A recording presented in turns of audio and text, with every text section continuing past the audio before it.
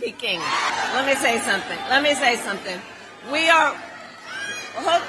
are 6 days out. This literally keeps happening, and I swear I am tired of talking about the same thing over and over, but Kamala Harris just has this amazing ability to attract a ton of protesters her way and then just kicks them out and shames them. Okay, so Kamala Harris is in Harrisburg, Pennsylvania, trying to rally up the troops to get some votes. Now I'm going to play this clip and then we will react to it.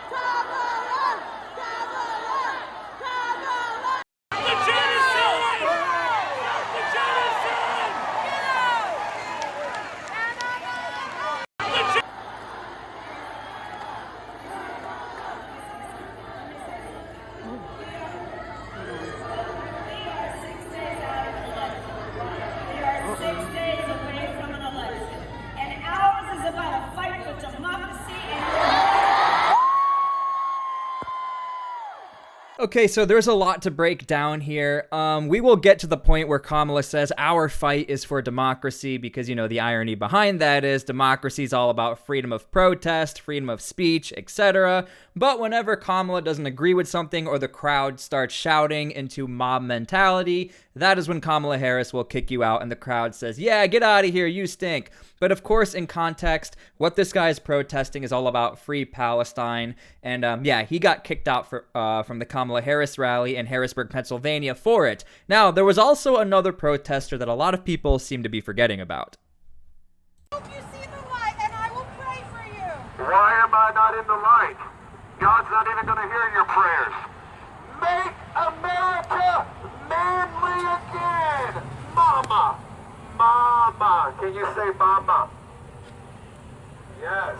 Make America manly again. That's why a lot of you women don't like Donald Trump. And by the way, it gets even worse. There's another camera angle where this protester gets assaulted by this lady right here. I'm going to play you guys this other camera angle, and then we will talk about everything that's going on. Because again, there's always protesters that show up to Kamala's event, and she says, I'm all about democracy. I'm all about hearing what you guys have to say, and then we'll just kick them right out.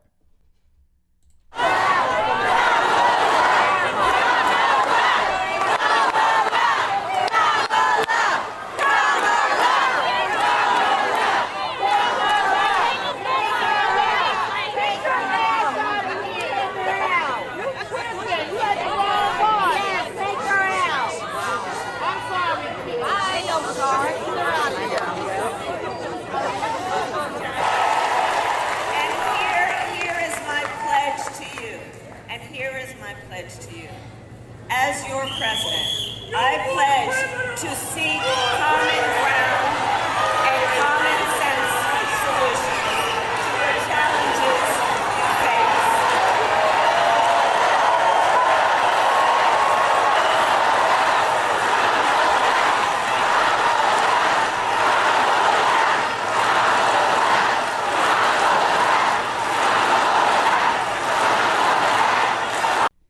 Now, one thing I want to point out is that this is extremely problematic for Kamala Harris because first things first, you can look at all the statistics and data. We know that conservatives and Republicans tend to lean more into the idea that Israel is a state, they have the right to defend themselves, and also Israel, conservatives, Republicans, they all sort of tie in together. You can go look at the statistics and data. As far as the Free Palestine movement, that tends to be a little more liberal, leaning into the Democrat side of things. And if Kamala Harris is running on the Democrat ticket and she's running on the liberal ticket, where are these protesters supposed to go? They're not going to go to the Donald Trump rally. They know where they stand. If anything, we hardly hear about policies that have to do with the Middle East because Kamala Harris, being as liberal as she is, she sort of has had to be a little flip-floppy here and there and not actually give a real answer. Mainly because Joe Biden, he's made his position very clear. He's all about Israel. He's all about defending Israel. He's all about supporting Israel. It's not too clear what Kamala thinks about all of this. So again, not surprising at all that all of these protesters who are all about free Palestine, they want their voices heard, and they want it heard to the person that they're going to vote for.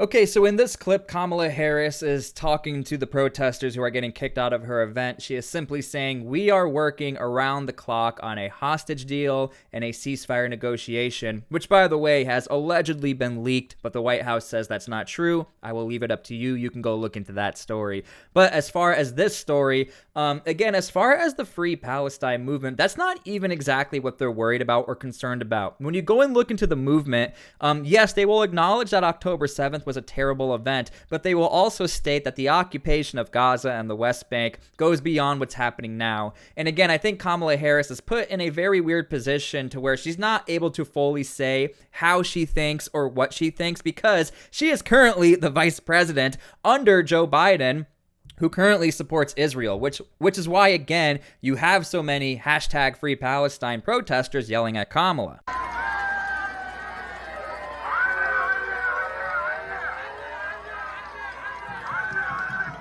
And look, I am not trying to generalize or say these are Kamala's people, because there are plenty of conservatives and right-leaning voters, especially within the Orthodox Church or the Apostolic Churches who are Christians, who would actually agree with the Free Palestine movement.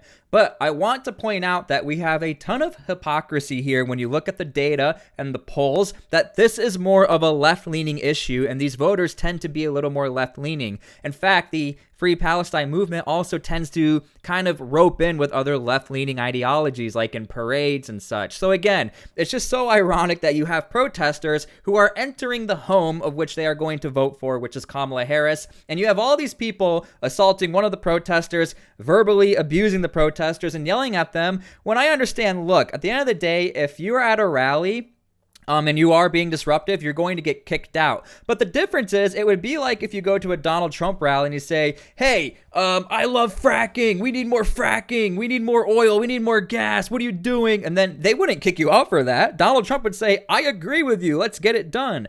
But again, I want to make the point of contention. When it comes to Kamala Harris, this is an ideology or idea that is a more left-leaning topic or practice in which voters are voting for or want their voices heard. So this is why this is happening. And again, you're seeing Kamala Harris. She's going to keep getting heckled by these protesters. You don't see it too much on the Trump side of things, because you know where Trump stands with the whole thing. He always says, "I side with Israel. I'm going to try to end the conflict." But when it comes to Kamala Harris, she is currently the vice president. So of course they're going to go up to her and be like, "Yo, get this done. Let's go. Even though you have a few days left in office, try to get something done."